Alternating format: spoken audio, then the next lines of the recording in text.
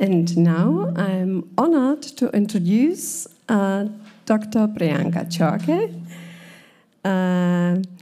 She is from Germany, and she's a consulting Ayurveda physician working across various European countries. She serves as a board member on the Ayurveda teaching faculty at the Medical University of Graz, Austria, and is involved in a research project on Indian Ayurvedic alchemy funded by the European Society of Research Organization. Today, she will discuss the treatment of neurological diseases from the perspective of Ayurveda, highlighting its holistic approach and focus on prevention. Please welcome. Thank you so much for the introduction. So once again, thank you to all the organizers, and I would like to start with the presentation of Ayurveda in neurological disorders. I don't need to really tell everyone that what neurological disorders are. We have really different types of neurological disorders which we see at regular instance when we come into the practice. But now how or what type of cases, what I regularly get when I practice in Hamburg in Germany, it's more like the Parkinson's, some are of the stroke, and when I practice in India, then I get of the facial palsy and also about the multiple sclerosis. And today I'm going to just give a brief outlook of what we are going to, or how we think it from the Ayurvedic point of view. I'll not go into the details what Ayurveda is, how Ayurveda thinks about it, but the main aim of Ayurveda is always to think from the prevention first, and then we go for the cure. So first, think about the people who are healthy, how we can prevent them, and then go for the cure of it. So when we think Ayurveda, it's actually just we know the tip of the iceberg, and there is huge, big thing, what we have seen here before also in the yoga presentation, that what we see is actually a little bit, or what we know is very little bit, but it's a huge knowledge, frankly speaking. The main principles of Ayurveda, which I'll not go in details, but it should not be totally different when I just use few terms which might be quite abstract, like the 5 elements, that is like the Pancha Mahabhuta, or the 5 elements which we say, and the doshas, that is Vata, Pitta, Kapha. You might have seen in few of the other Ayurvedic presentations as well. I'll not go into details, maybe we can discuss later, but these are few of the principles which we always think when we, as a doctor, think about patients. So just a point is like Vata is something like air in the body, or the movement, or that is what we also think when we try to treat the diseases from the mainly of the neurological origin. Pitta is the heat, and Kapha is the slime or the mucus. You can just say in a very oberflächig, what we say in Deutsch, like only from the top view.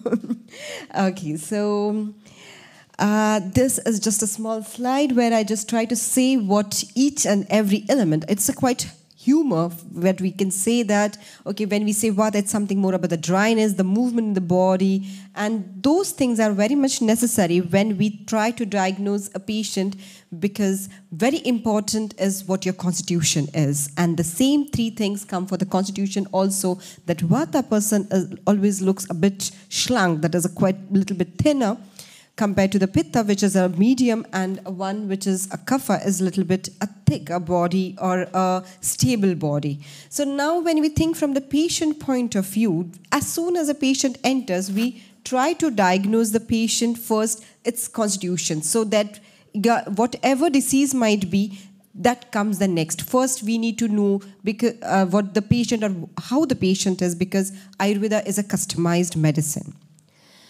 So now when we think neurology from the Ayurvedic point of view, we always consider it with the Vata. As I said, it is the air element, or the one which keeps on moving. Now the thing that happens in neurological patient is you do not have control on few of the body abilities. Sometimes it might be less, sometimes it might be more. Or for example, in Parkinson, you get more of the zittern, more of the tremors, which is not in your control, which is a little bit more. Perhaps in stroke, where you cannot do the normal tendency, what we do the normal movement, even those are not possible.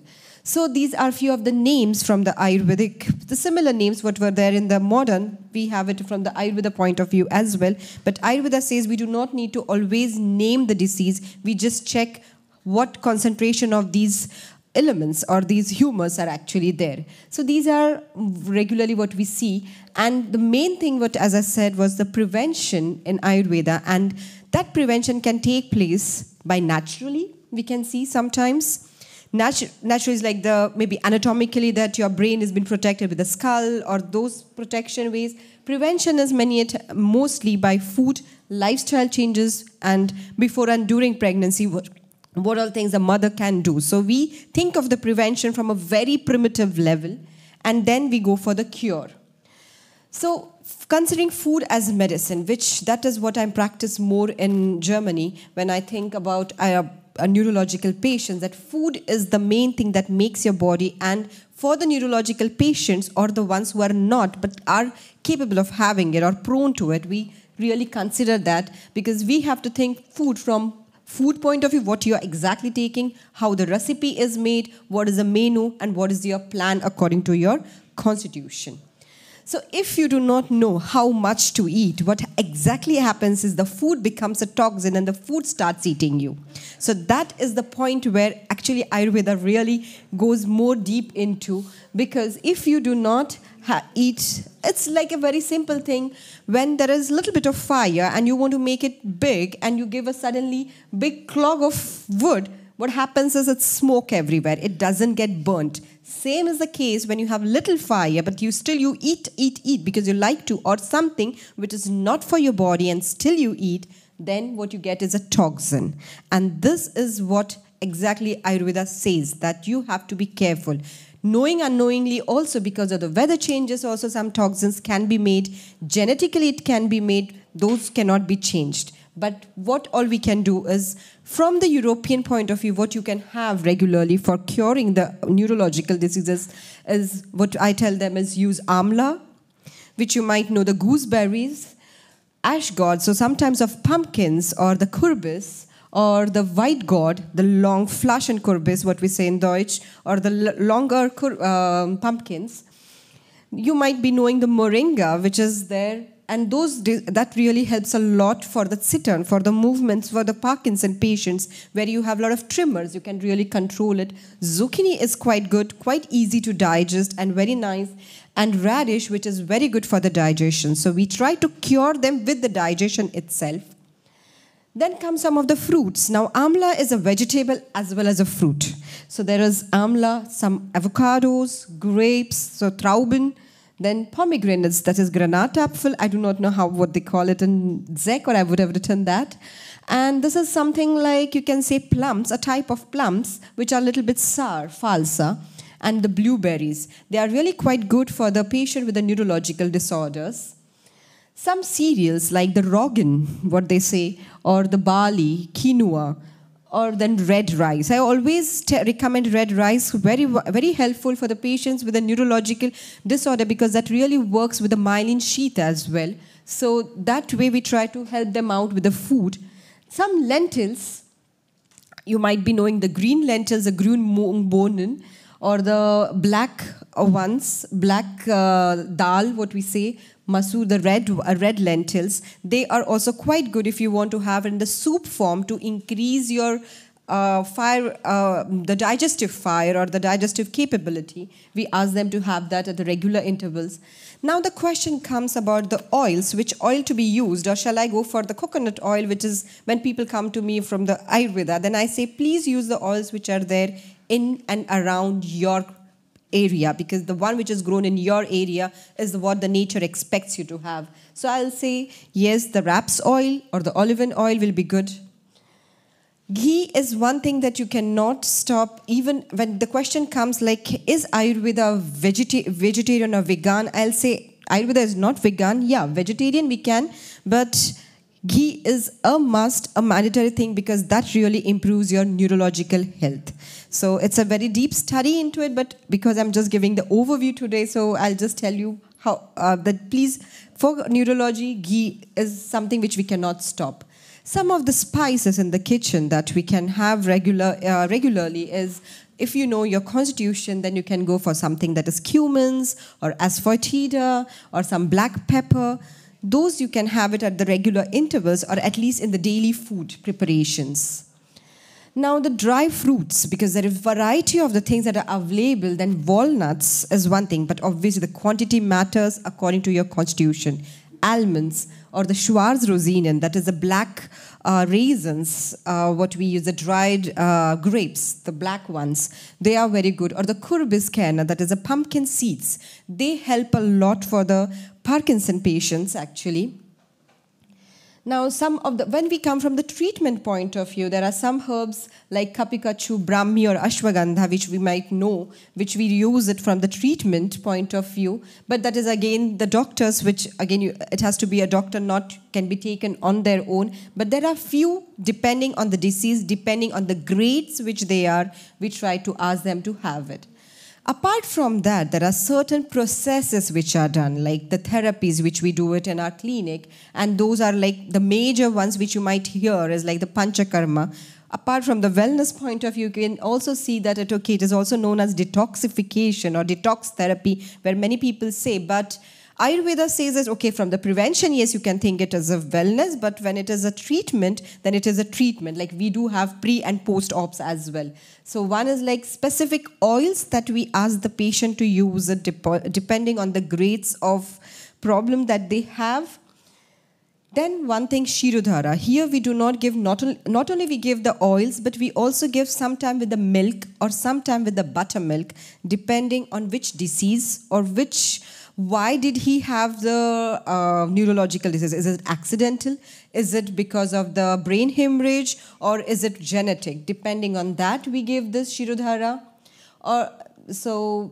Yeah, these were the few of the diseases which we use quite regularly. For migraine, it really helps a lot. For ADHD kids, also we do it, or for the burnout syndromes. Then Shirobasti, this is very specific for the paralysis or the stroke patients that we use quite often, and it gives amazing results. Then the complete body will be, you will be getting the dhara. So the body, you can see here how that the special oils or the milk will be poured in particular temperature. With a particular temperature, it will be poured on the body.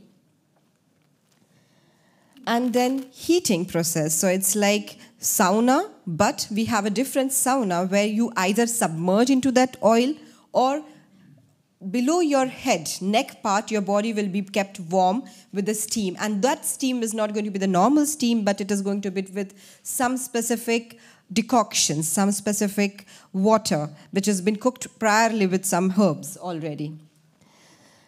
For the eyes treatment, we do give this, that your eyes actually dip into it, and it's very nice for as a relaxing when it is burnout syndromes or stress-related neurological disorders. We give them this one, or the nasal drops. So nasal drops we give, like there are Dhanvantari we have seen in the previous slide as well, Dhanvantaram Tailam, or some other nasal drops, depending again on the patient, which disease it is, and how mild it has to be that way.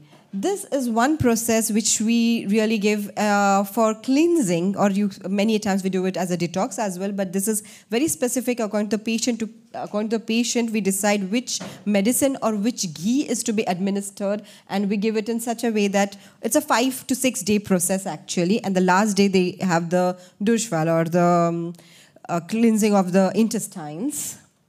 And this is the major treatment for any neurological disease. It is the enema, and this enema is given in different forms. Like we give the enema only with the oils, only with the decoction, or sometimes a combination of it. And the number of days again varies, like 7 days, 15 days, or 63 days. So now Basti is like a complete therapy for the whole body. Sometimes some kids who do not even grow, they just remain dwarf. For such kids also we do give Basti, and it gives good results. So we do have few cases, but I did not discuss the cases today. And some indications are also like for the gynecological diseases also we give them, or the hair and the skin, and mainly the bone health, because bone again it comes under the Vata, and there is where we use Basti as a treatment. So as I said, like it's 8, 5, 15 or 64 days therapy sometimes with the Basti, because this is the major one. Apart from that, for the neurological diseases, and in Hamburg, what we do is for Parkinson's and for the stroke patients, we give medical yoga therapy with the ropes. We have particular ropes, particular belts that we tie at the point where there's a pressure on those plexus, and then it is like the dehnung, the stretching. So that way we try to make them more efficient and moving with the physiotherapy. They have all this. So there are a few yogasanas, and the Atemübung, that is the pranayam, you control your breath, the number of times that you need to hold it. So that again differs. As I said, it is customized, so it changes from patient to patient. But these are the few pranayam that we use very regularly to treat, to give the good result. And all in the whole is what really works is meditation. Because many a times we see that the patient, he or she who comes from, who has this neurological disease, they sometimes think that it is only they who can do everything, they are the one who can control it, or it is because of them that something just lacks. And that time I try to tell them that it is not you who can really do everything. You have to divide it. And slowly over the time, when they realize that with the yoga, with Ayurveda, with the philosophy, when everything comes together, we can heal few of the neurological diseases which are maybe accidental or which has come later. With the genetical, it is a bit difficult, but yeah, we try to do it. So it's my guru through whom I learned it from, or I'm still learning it rather. And thank you. So thank you so much. Thank you, Dr. Chorge. Are there any questions in the audience? We have 1 minute left. Short question. Be as fast as possible with the clips. Yes. Because I knew I had made a bit more slides, but you have any questions, please. Yeah. So if not, thank you very much.